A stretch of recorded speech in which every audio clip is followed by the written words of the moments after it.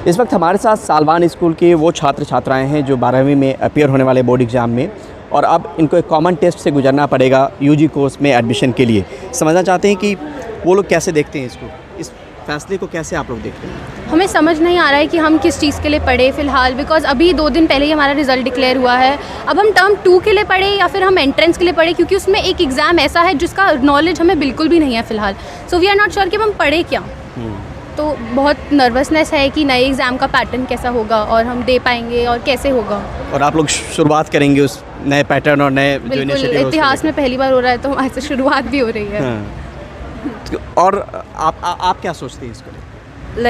Tension तो बहुत है इस बारे में, क्योंकि पढ़ाई दोनों चीज़ों की करनी पड़ेगी। बट एक साथ सडनली अब इन्होंने बोला है कि हमारा 1 महीने जो 20 दिन का मुश्किल से हमारे पास टाइम होगा टर्म 2 के एग्ज़ाम्स के बाद, तो उसके बाद हम लोग तैयारी भी एक साथ करें, हमें अलग से ट्यूशन्स भी लगानी पड़ेंगी उसकी, तो पढ़ाई बहुत ज़्यादा हौच पौच हो जाएगी और टाइम मिल नहीं पाएगा हमें ज़्यादा, और हमारी बहुत बोर्न आउट हो जाएगा इन अ वे। अच्छा, आपको नहीं लगता पुराने वक्त में जब स्कोर बहुत ज़्यादा जाता था, आप लोग कॉमर्स स्ट्रीम के हैं, एडमिशन में भी एक हो रहती थी, आप लोग जो 12th में स्कोर करते थे उसके आधार पर एडमिशन होता था, तो कई लोग रिजेक्ट भी होते होंगे, कुछ लोग अच्छा स्कोर भी नहीं कर पाते होंगे।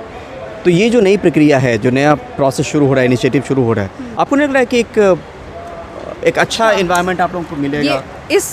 हम इसको अगर इस तरीके से देखें तो बहुत अच्छी चीज़ है। अगर किसी बच्चे के सिर्फ 70% या 80% आ रहे हैं, उसके लिए तो बिल्कुल ऐसे अच्छी बात है कि उसका SRCC में अगर हो जाए, अगर उसका बहुत अच्छा नंबर आते हैं इसके अंदर। बट उसी बच्चे के लिए वो डिफ़िकल्ट हो जाए जिसके ऑलरेडी 100% 98 आ गए हैं, जिनकी बहुत अच्छे आ गए, लेकिन हम वापस क्यों पढ़े इसके लिए? अब उनका ये विचार हो सकता था इसलिए। तो एक मिक्स्ड अप्रोच है आप लोग का, मिक्स्ड। हाँ, बहुत ही मिक्स्ड इमोशंस इस बारे में कि करें ना करें, क्या करें वाली सिचुएशन हो रखी। मन में ये भी होगा कि सिलेबस कैसा होगा, कैसे सवाल आएंगे, अभी तक कोई क्वेश्चन बैंक नहीं है क्योंकि पहली बार ये होगा। जी, बात तो बाद है, वालों के लिए हो सकता है कि वो चीज़ें हों, मगर मुझे लगता है कि अगर लिंग्विस्टिक के बारे में पूछ रहे हैं तो इंग्लिश लैंग्वेज जो हम पढ़ते आ रहे हैं इतने 14 सालों से, तो हमें उसकी अच्छी गहरी नॉलेज होनी चाहिए। एंड अगर नेशन डेवलपमेंट की बात करें तो आगे जाके ये जो टॉपिक्स हमसे पूछ रहे हैं, करंट अफेयर की बात कर रहे हैं, लॉजिस्टिकल थिंकिंग की बात कर रहे हैं, तो it is in a way better for the long term, because it is developing the youth of the nation, जो आगे जाके बेनिफिशियल होएगा हमारे लिए। अगर बच्चे आज सोचना नहीं शुरू करेंगे तो कब शुरू करेंगे? तो मेरी आइडियोलॉजी कहती है कि ये सही स्टेप है कि सिर्फ किताबी नॉलेज ना करें, और जो बाहर चल रहा है, करंट अफेयर में चल रहा है, लिंग्विस्टिक नॉलेज है। और ऐसी बात नहीं है कि हमसे जो अकाउंट्स, BST आज जो कॉमर्स के बच्चे पढ़ रहे हैं वो नहीं पूछा जाएगा, 20% उसके लिए भी दिया गया है। और अगर आप आज पढ़ रहे हैं अच्छे से तो कल आपको 1 महीने बाद लिखने में क्या प्रॉब्लम है उसमें? तो मेरे हिसाब से सही है। सही है जी। कहा गया कि सिलेबस जो है NCERT का होगा, जो आप लोग पढ़ रहे हैं उसी में से सवाल आएंगे। देखिए, अभी तक क्वेश्चन बैंक तो आया नहीं है तो वो तो हम कह नहीं सकते, पर मेरे हिसाब से काफ़ी प्रोग्रेसिव आइडिया है, ये अच्छा है, क्योंकि हर स्टेट का अपना बोर्ड होता है, अपनी डिफ़िकल्टी लेवल होता है। CBSE का मार्क्स देने का पैटर्न भी हो। यस, CBSE का डिफ़िकल्ट पैटर्न अपना होता है। तो जैसे बिहार बोर्ड में काफ़ी चीटिंग केसेस भी सामने आते हैं, तो वो डिसएडवांटेजेस हो जाता है हमारे लिए। पर लेकिन अब हम सब एक स्टार्टिंग लाइन पे खड़े होंगे, उसके बाद जिसके नंबर जैसे आएंगे, कॉम्पिटिटिवनेस तो वही बनी रहेगी, पर लेकिन ये फेयर होगा। मतलब ये एक अच्छा फैसला है आप? बिल्कुल, ये प्रोग्रेसिव आइडिया काफ़ी। और वक्त को लेकर भी आपके मन में चिंता है कि?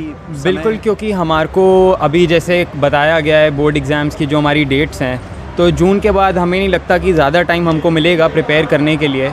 और कन्फ्यूजन्स भी काफ़ी हैं इन सबको लेकर कि पेपर पैटर्न कैसा होगा और कैसे हम लोग इसकी पढ़ाइयाँ करेंगे, और हमारे को एग्जैक्टली कितना टाइम दिया जाएगा इसकी भी हमारे को अभी कोई नॉलेज है नहीं आज सच। क्या अभी तक सोच पाए हैं आप लोग कि कोचिंग भी लेना है? क्योंकि ये भी चर्चा चलनी शुरू होगी कि कोचिंग को बढ़ावा मिलेगा। कोचिंग लेनी है, उसके बारे में बात चल रही है, फ़ोन किए जा रहे हैं ट्यूशन सेंटर्स को कि हाँ आप ये कराते हैं कि नहीं कराते क्रैश कोर्स, लेकिन नहीं हम नहीं कराते। अभी 2-3 दिन पहले ही पता लगा है ये हुआ है। अच्छा, ये अप्रोच किया गया है? अप्रोच कर रहे हैं बट अब कुछ मिला नहीं है सच। तो सोचेंगे क्या कर रहे हैं अभी 2-3 दिन में, और फिर तैयारी शुरू करते हैं अपने पेपरों के लिए, इसलिए। तो मतलब आप लोग ये कह रहे हैं कि जो 12th में आप लोग स्कोर करेंगे या जिसके लिए प्रिपरेशन किया है, वो अगर हम स्कोर अच्छा कर लेते हैं तो हमारे लिए वो थोड़ा सा दिक्कत हो गया कि नई चीज़ आ गई है, लेकिन जिनके कम होंगे उनके लिए एक नई अपॉर्चुनिटी बन जाए। भाई उनके लिए बहुत अच्छी चीज़ है। जिन सोचो, अगर पहले जैसे SRCC कट ऑफ 98% जाती है, हर एक का मन करता है कि हमें टॉप ड्यू कॉलेज में पढ़े, बट बच्चे क्या हैं सिर्फ 80% या 89%, वो बनता 1% से रह गया। जब